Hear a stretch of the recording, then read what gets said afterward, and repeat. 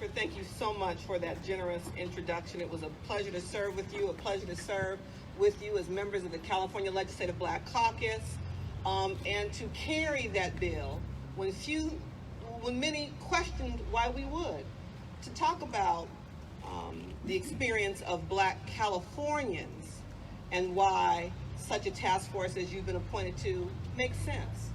And I think this first step, Supervisor Hahn, will set a precedent about how this issue will be viewed in California. You know what I think is so telling about this story? The truth of the matter is, how many of us never imagined that Black people were property owners 100 years ago? Or that a young Black couple had the vision and desire to own beachfront property 100 years ago? Well, please know that that story doesn't start or end with the Bruces. There were other Black families who bought neighboring parcels throughout this area. Biddy Mason, decades before the Bruces, a woman who came to this state enslaved from Texas, who, some would argue, owned half of downtown Los Angeles. And the stories go on and on and on.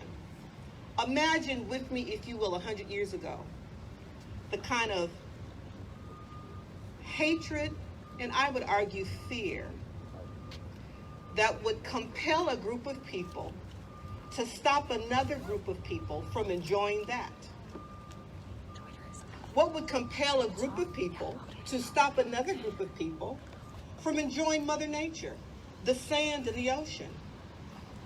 If I were standing next to you in the ocean, my Blackness wouldn't impact you. And so what would compel a group of people to suggest it appropriate that another group of people have to walk 1.5 miles to enter something that none of us own?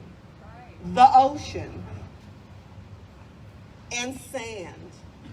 Imagine the kind of fear and hatred that would compel a group of people to think it appropriate to invoke fear and hatred and violence and use the laws available to them at that point in time to steal that land from a group of people who purchased it with their own earnings.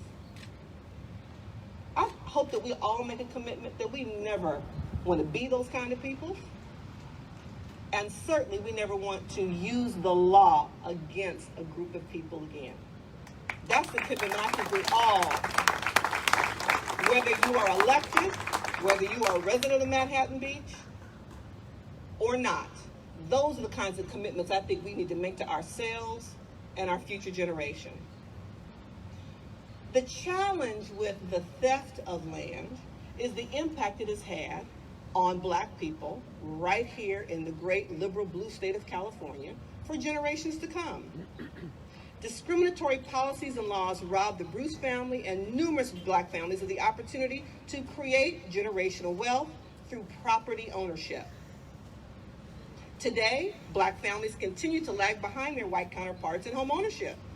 I'm proud to say that the Board of Supervisors is taking steps to preserve and expand property ownership opportunities for communities of color.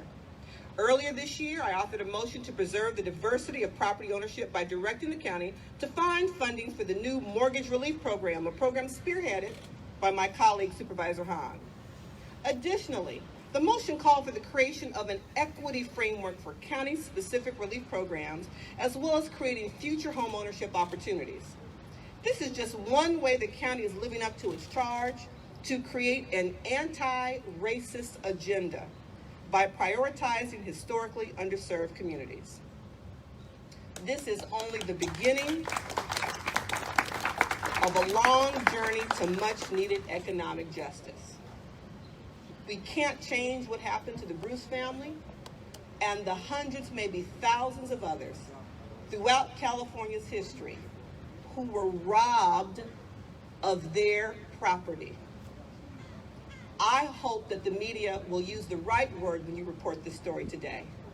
The county isn't gifting anyone anything. The county is returning property that was inappropriately taken. We are returning to the Bruce family as symbolic as it may be to the others, property that they rightfully owned.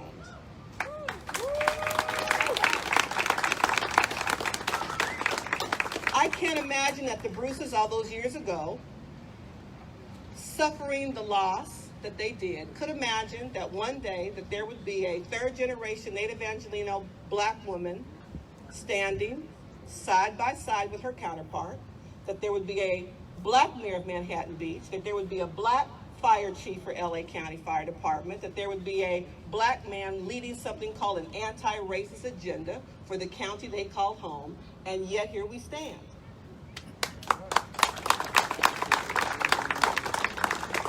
And it gives all of us great pride that I can't even articulate. To not only say that we're sorry for the loss, but that we are proud to be in positions of power and authority to make it right today.